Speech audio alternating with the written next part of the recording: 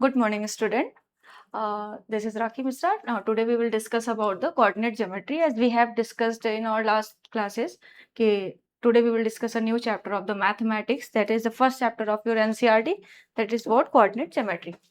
Before starting the coordinate geometry, firstly we will know about what is the meaning of geometry.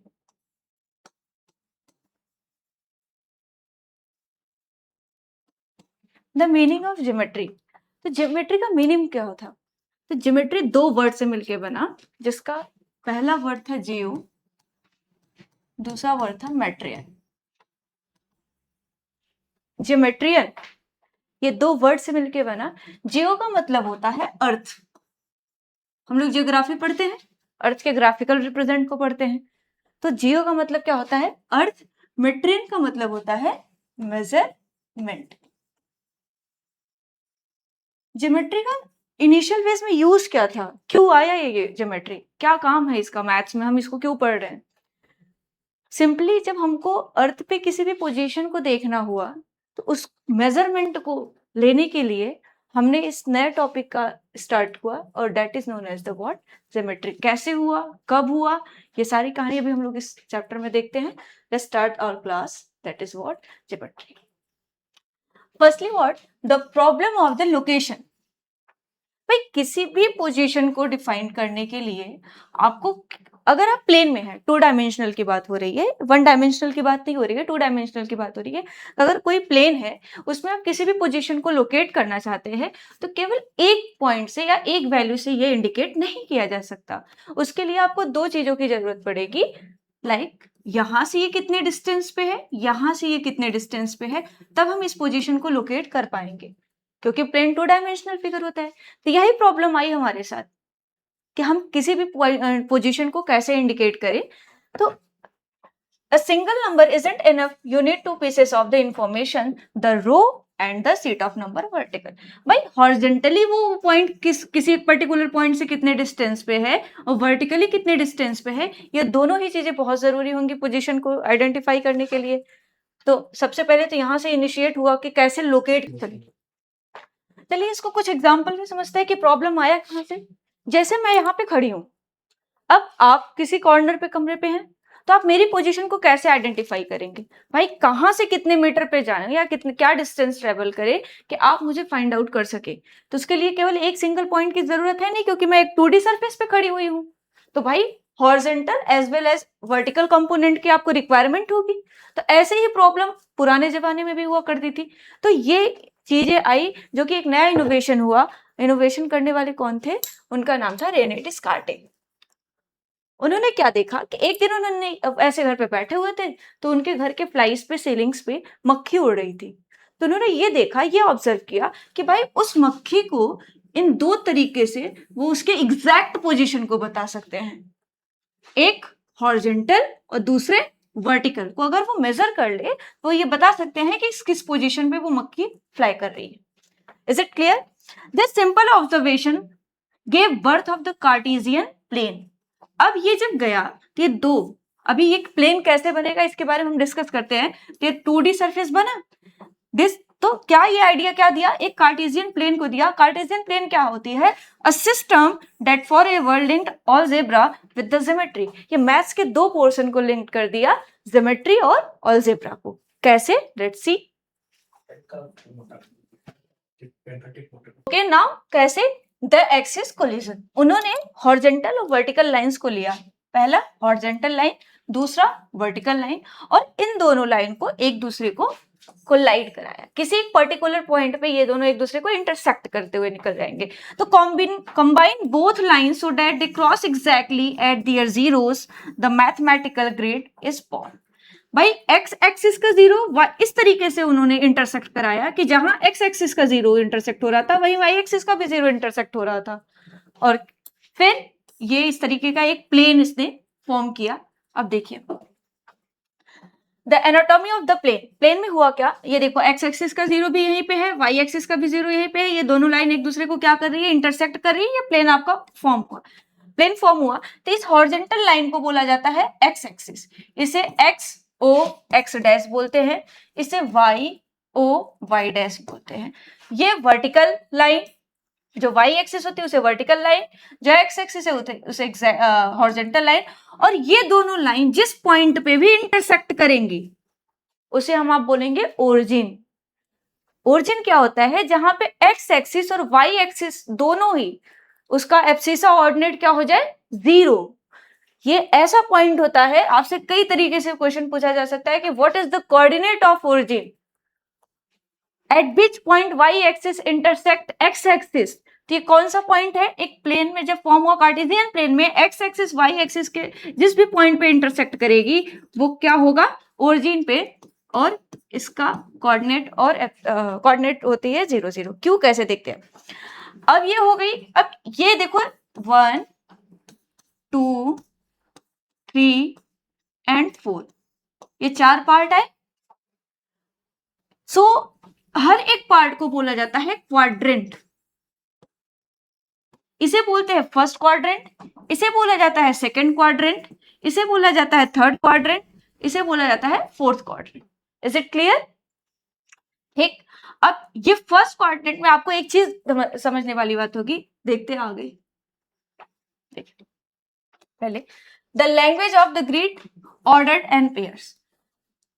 जो ordered pair, सबसे पहली बात, आप किसी भी पॉइंट को अगर आप इंडिकेट करेंगे कोऑर्डिनेट ज्योमेट्री में तो वो ब्रैकेट में होना चाहिए, in the small bracket. Small bracket में जो पहला होगा इंडिकेशन वो एक्स एक्सिस को रिप्रेजेंट करेगा। ये बताएगा कि हॉरिजॉन्टल डिस्टेंस मूव्स लेफ्ट और right from the origin. Origin से either it is from the right और it is from the left, like this. Over here, let's suppose it is a 4, it means 1 2 3 4, it will be over here sometime somewhere.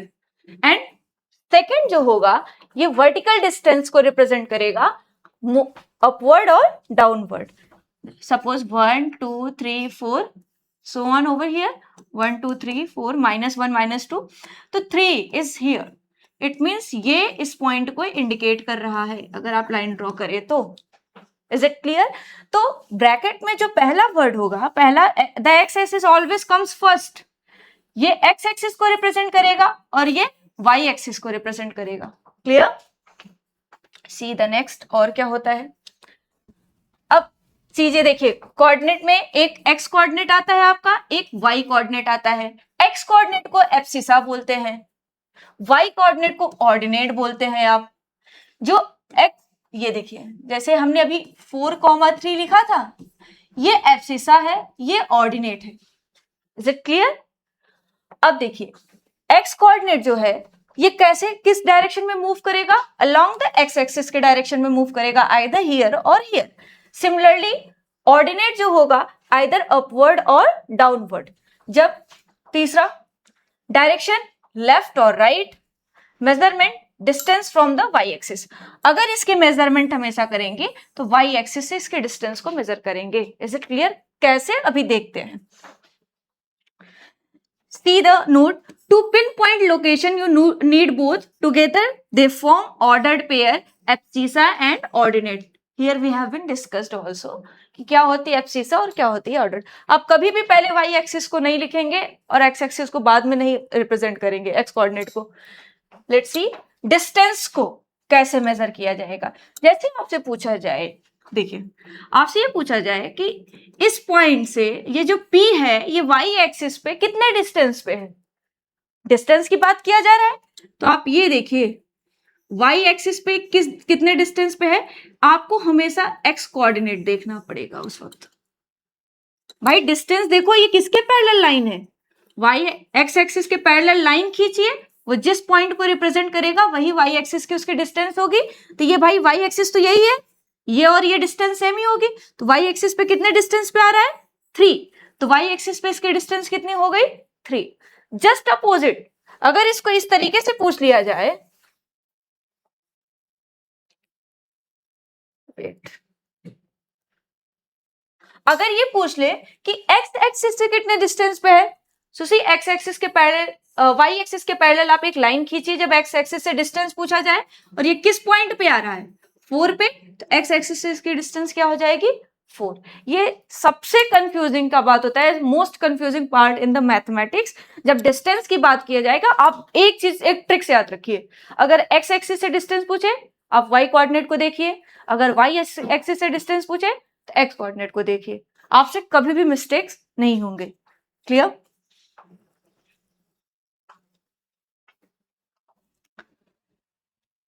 The plotting the flow chart कैसे होगा भाई? आप zero से start करेंगे, किसी भी चीज के मेजरमेंट हम ओरिजिन से करेंगे, जीरो से इनिशियल पोजीशन जीरो होगा। लेट पहले आप हॉरिजॉन्टल पे जाएंगे, फिर आप वर्टिकल पे जाएंगे, और फिर उस पॉइंट को आप लोकेट करेंगे। इज इट क्लियर कि वो कहाँ पे आ रहा है? सबसे पहले मूव होगा एक्स एक्सिस के तरफ, फिर उसके बाद से जितना वो देगा वाई कोऑर्डिनेट वाई एक्सिस के तरफ, और फिर आप उस पॉइंट को रिप्रेजेंट करेंगे। दूसरी जो इंपॉर्टेंट चीज है आपको बताने लायक है, देखिए क्या है वो, ये आपके सिलेबस में आप देखेंगे, आपके क्वेश्चन से भी यही पूछा जाएगा। हमने डिस्कस किया था कि ये 4 क्वाड्रेंट ओवर हियर कौन कौन से हैं? First quadrant, second quadrant, third quadrant and the fourth quadrant. जो पहला क्वाड्रेंट होगा, ये देखिए, आप अगर कभी कोई डाउट आए, ये 0 है, पहले क्वाड्रेंट की बात करेंगे, मतलब ये देखो एक्स एक्सिस के राइट साइड जा रहा है तो पॉजिटिव, राइट विल बी, दो चीजें पॉजिटिव होंगी, राइट और अपवर्ड। ओरिजिन के अपवर्ड अगर जाएगा तो पॉजिटिव, ओरिजिन से राइट जाएगा तो पॉजिटिव। अब ये देखो, ओरिजिन यहाँ पे है, राइट साइड गया, अब राइट साइड जब अगर ये गया तो राइट गया तो क्या होगा? पॉजिटिव होगा। अब ये देखो, ये क्वाड्रेंट है तो वाई एक्सिस पे कहां जा रहा है? ऊपर जा रहा है, नीचे जा रहा है? अपवर्ड डायरेक्शन में जा रहा है। अब ऊपर गया तो दोनों ही केस में एक्स और वाई, इसमें abscissa ordinate both will be positive in the first quadrant, like this. Clear भाई? राइट गया, अपवर्ड गया, तो अब यही तो फर्स्ट प्लेन है, फर्स्ट क्वाड्रेंट तो यही तो बन रहा है। अब ये क्या हो गया? दोनों कैसे हैं? पॉजिटिव। ये सिचुएशन आई। अब सेकंड सिनेरियो में आते हैं। ये देखो, अब ये कौन से डायरेक्शन में जा रहा है? लेफ्ट। ये अभी भी कहां है? Y positive. ये अभी भी पॉजिटिव है, ये वाई एक्सिस पॉजिटिव है, लेकिन एक्स एक्सिस क्या हो गया? नेगेटिव, क्योंकि इसने अपनी डायरेक्शन क्या कर दिया? चेंज। तो एक्स क्या हो गया? नेगेटिव, वाई क्या है? पॉजिटिव। ये सेकंड क्वाड्रेंट की बात हो गई।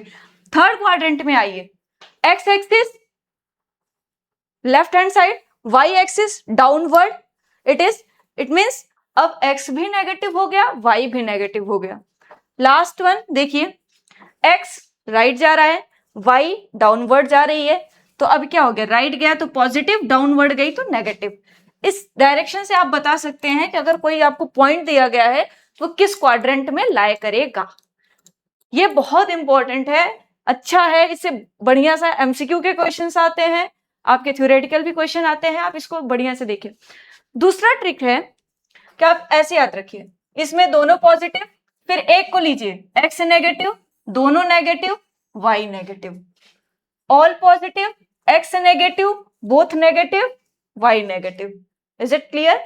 डाउट हो फिर भी ओरिजिन से आप कभी भी डिस्टेंस को मेजर कर लीजिएगा। ओरिजिन से राइट गए तो भैया इसको एक्स एक्सिस पॉजिटिव ही लेंगे, ओरिजिन से अपवर्ड गए तो पॉजिटिव लेंगे। अगर डाउट हो रहा है, नहीं याद आ रहा है, ओरिजिन से लेफ्ट जा रहे हैं तो नेगेटिव ले लो, ऊपर जा रहे हैं तो पॉजिटिव ले लो। Is it clear? आपसे ऐसे क्वेश्चन पूछा जाएगा कि -1, 3 लाई इन विच क्वाड्रेंट, इस तरीके से क्वेश्चन आता है। या फिर इसी में से उठा के दे देगा कि plus minus minus minus is lie in which quadrant. Is it clear? Next बढ़िए, the rule of the 0 point on the axis. हम लोग अभी लास्ट क्लास में भी कुछ डिस्कस कर रहे थे कि y की वैल्यू कहाँ 0 होगी और x की वैल्यू कहाँ 0 होगी, कब। हमने ये बताया था जो ओरिजिन होती है उस पे और x और y दोनों की वैल्यू क्या होती है? 0 होती है। अभी हम डिस्कस भी करके आ रहे हैं कि इंटरसेक्शन वाले पॉइंट जो ओरिजिन है उस पे x और y दोनों की वैल्यू क्या होती है? 0 होती है। अगर कोई कोऑर्डिनेट इस तरीके से दिया हुआ है x, 0, इसका मतलब ये हो गया कि आप कहीं पे भी जाइए, y एक्सिस की वैल्यू क्या होगी? 0। y एक्सिस की वैल्यू इस हमेशा x एक्सिस पे क्या होगी? 0। अगर आपका कोई पॉइंट अगर केवल और केवल x एक्सिस पे ट्रेवल कर रहा है, ये प्लेन नहीं होगा। आप इसको हमेशा याद रखिएगा, ना ये किसी क्वाड्रेंट में लाई करेगा, ना ये प्लेन फॉर्म कर रहा है। ये सिर्फ और सिर्फ एक लाइन से अगर इसकी इंडिकेशन हो रही है तो ये सिर्फ किसको बता रहा है, एक लाइन को इंडिकेट कर रहा है। आप देखिए y की वैल्यू कहाँ पे 0 आ जा रही है, एक्स एक्सिस पे। आप एक्स एक्सिस पे कहीं पे भी ट्रेवल करके आ जाइए, y की वैल्यू क्या है, 0, क्योंकि ओरिजिन के रिस्पेक्ट में केवल लेफ्ट और राइट मूव कर रहा है, न कि अपवर्ड और डाउनवर्ड। सिमिलरली अगर x की वैल्यू 0 है और y कोऑर्डिनेट्स की कुछ वैल्यू दी हुई है, लाइक 0,1, 0,3, 0,-5, ये देखो ये y एक्सिस पे केवल और केवल मूव कर रहा है, ये he is not going either left or right, only moving upward and downward। तो अगर कोई लाइन या कोई पॉइंट अगर y एक्सिस पे लाई करेगा तो x की वैल्यू 0, और अगर x एक्सिस पे लाई करेगा तो y की वैल्यू क्या होगी, हमेशा 0 होगी। क्लियर?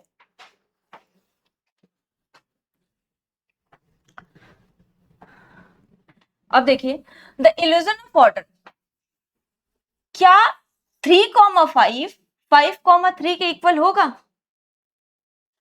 क्या 3,5 5,3 के इक्वल होगा? ऐसा ये सही है, डिस्कस करते हैं कि क्या 5,3 3,5 के इक्वल होगा। यही आपसे देखिए क्या ऐसा हो सकता है, ये इल्यूजन ऑफ ऑर्डर है। ऐसा जनरली कंफ्यूजन होता है कि अगर 5,3 है तो बस पोजीशन को इंटरचेंज कर दिया गया, तो क्या आपस में इक्वल होंगे?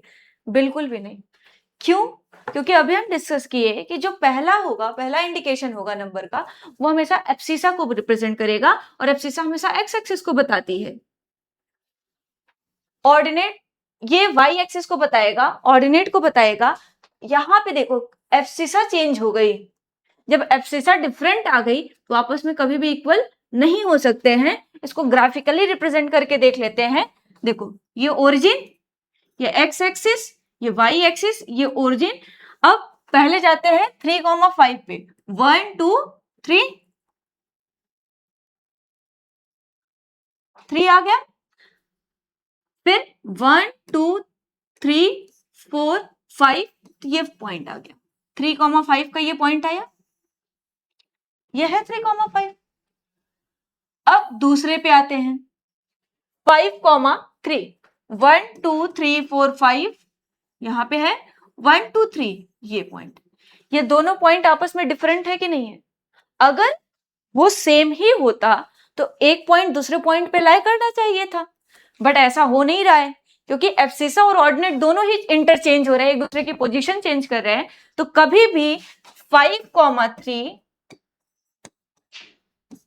will never be equal to the 3,5, ये आपस में कभी भी इक्वल नहीं हो सकते, क्योंकि ऑर्डिनेट और abscissa both are changing. Is it clear? अब ये बात है कि ये कब आपस, क्या कभी ऐसा कुछ सिचुएशन बन सकता है कि आपस में इक्वल कब होंगी? अगर मैं कहूं 1,1, आप चेंज कर दीजिए ऑर्डिनेट और एब्सिसा की पोजीशन को, क्या आपस में इक्वल होंगे? यस, अब इक्वल हो गए। अगर मैं कह दूं 2,2, आपस में इक्वल होंगे? यस। ये कब इक्वल होंगे? इफ एंड ओनली इफ अगर x और y, एब्सिसा और ऑर्डिनेट आपस में इक्वल हो गया, मतलब जितना ओरिजिन से x एक्सिस डिस्टेंस पे जाए उतना ही ओरिजिन से y एक्सिस डिस्टेंस पे जाए, तब उस केस में this will always equal to the this. Clear? तो किस केस में नहीं होगा? उस एवरी केस में, ऐसे केस में नहीं होगा, कभी भी नहीं होगा जब x और y की वैल्यू क्या होगी, एक दूसरे से डिफर करेगी, तब नहीं होगा, कभी भी नहीं होगा उस केस में। किन केसों में होगा? तब होगा जब x और y, एब्सिसा और ऑर्डिनेट की वैल्यू क्या हो, सेम हो। Is it clear?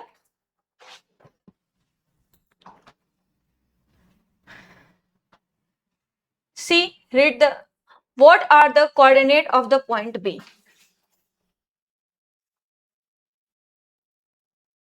आपको B का कोऑर्डिनेट देखना है। सबसे पहले हम अभी पढ़ के आ रहे हैं कि x एक्सिस की तरफ मूव करेंगे, 1 2 3 4 5, it is leftward, we are moving to the left, it will be the minus sign। तो what, सबसे पहले हम एब्सिसा को लिखते हैं, तो this will equal to the -5। Now 1 and 2, तो कितना आ गया, -5,2, क्योंकि ये y एक्सिस अपवर्ड है, ये लेफ्टवर्ड है, तो अभी भी ये कैसा है, कौन, अच्छा यही पूछ लिया कौन से क्वाड्रेंट में लाई कर रहा है, तो अगर ये पूछ ले कि कौन से क्वाड्रेंट में लाई कर रहा है, तो माइनस कॉमा प्लस, माइनस और प्लस कौन सा क्वाड्रेंट होता है? सेकंड क्वाड्रेंट होता है। ये दिख भी रहा है, अभी तो हम ड्रॉ किए इस वजह से। Let's suppose which point is identified by 2, -4. See over here. 2, 4 here.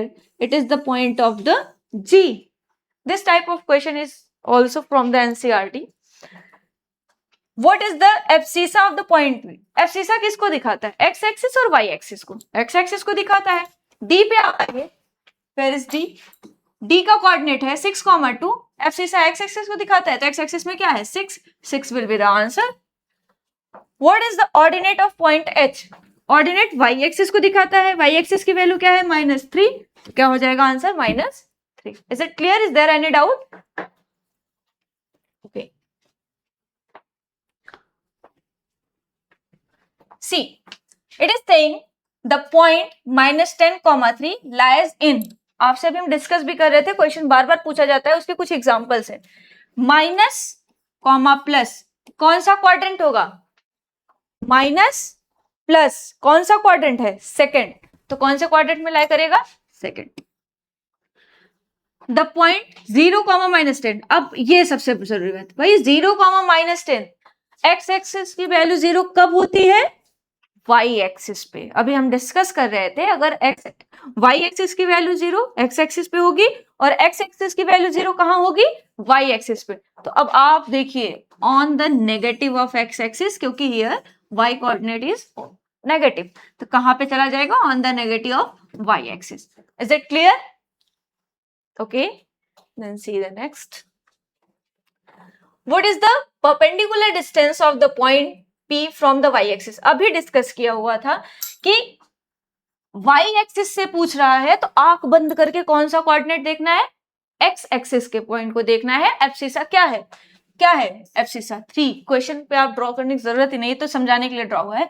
तो कहां कितने डिस्टेंस पे आ रहा है? y एक्सिस पे कितने डिस्टेंस पे है? 3 unit. Wait, graph is not the correct. It will be formed in this form. 1, 2, 3. 1, 2, 3, 4. The point will lie over here.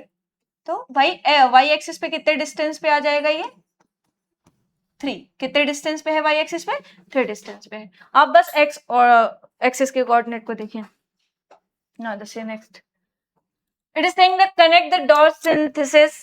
ऐसा एग्जाम में आएगा, ऐसा क्वेश्चंस पूछा जाता है। इतने पॉइंट्स दे दिया गया 0, 0, -5, 0, -5, 3 एंड 0, -3। नाउ आप 0, 0, -5, 0 y एक्स एक्सिस पे लाई करेगा, नेगेटिव एक्स एक्सिस पे, क्योंकि y की वैल्यू यहाँ पे क्या हो गई?